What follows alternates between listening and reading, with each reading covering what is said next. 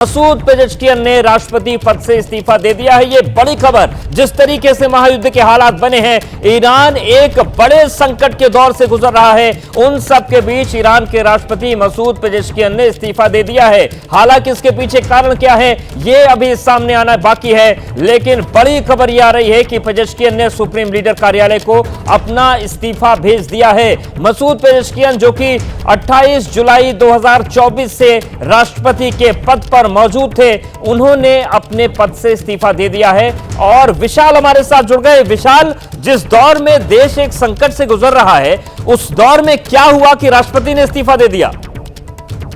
बिल्कुल, देखिए, ईरान के राष्ट्रपति मसूद पेजेश्कियान ने अपना इस्तीफा सौंपा है और सर्वोच्च नेता के कार्यालय को अपना आधिकारिक इस्तीफा सौंपा है। और अपने पत्र में पेजेश्कियान ने इस बात पर जोर दिया है कि ईरान में अहम और जरूरी फैसले लेने की प्रक्रियाओं से राष्ट्रपति और सरकार को असल में बाहर कर दिया गया है और इस स्थिति से पैदा हुआ खालीपन की वजह से IRGC के अंदर कट्टरपंथी गुटों को मामलों पर कब्जा करने का मौका मिल गया। यानी जिस तरह से IRGC ईरान से जुड़े सभी बड़े फैसले ले रही है, उससे कहीं ना कहीं ईरान के राष्ट्रपति पेजेश्कियान नाराज बताए जा रहे हैं और इसी के चलते उन्होंने अपना आधिकारिक इस्तीफा सौंपा है। हालांकि इस इस्तीफे को क्या सर्वोच्च नेता जो अली खामेनी के बेटे हैं, क्या वो इसको स्वीकार करते हैं या नहीं करते हैं, ये देखना होगा। IRGC की इस पर क्या प्रतिक्रिया सामने आती है, ये देखने वाली बात होगी। और इससे कहीं ना कहीं उन आवाज को भी बल मिलेगा जो ईरान में तख्ता पलट की बात लगातार किया करते थे। बिल्कुल, लेकिन विशाल, जिस बात का अंदेशा मुस्तफा खामनेई को था, वो तो हो गया। अभी उन्होंने बीते हफ्ते ही अपील की थी कि हमारे बीच की जो मतभेद हैं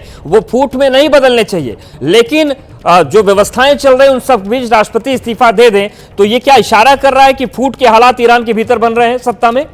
बिल्कुल, और ये हमने लगातार युद्ध के दौरान देखा कि किस तरह से राष्ट्रपति कुछ और बयान देते थे, विदेश मंत्री कुछ और बयान देते थे और IRGC कुछ और फैसले लेती थी।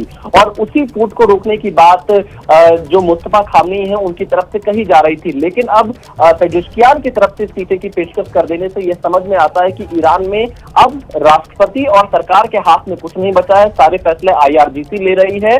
और यहीं से उस आवाज को भी बल मिलता हुआ नजर आ रहा है जो ईरान में लगातार तख्ता पलट की बात करते थे और वहां की सत्ता में एक लोकतांत्रिक सरकार के गठन की बात किया करते। तो देखना यह होगा कि पेजेश्कियान इस्तीफा देने के बाद क्या कदम उठाते हैं, आगे किस तरह का बयान देते हैं, सर्वोच्च नेता की क्या भूमिका होती है, ईरान की IRGC की क्या भूमिका होती है और इस खबर पर अमेरिका और इजराइल किस तरह से प्रतिक्रिया देते हैं, राष्ट्रपति ट्रंप इस खबर को किस तरीके से देखते हैं, क्योंकि बहुत कुछ चीजें अमेरिका, इजराइल और ईरान के नेताओं पर डिपेंड करती है। तो ऐसी स्थिति में पेजेश्कियान की इस्तीफे की पेशकश करना यह दिखाता है कि IRGC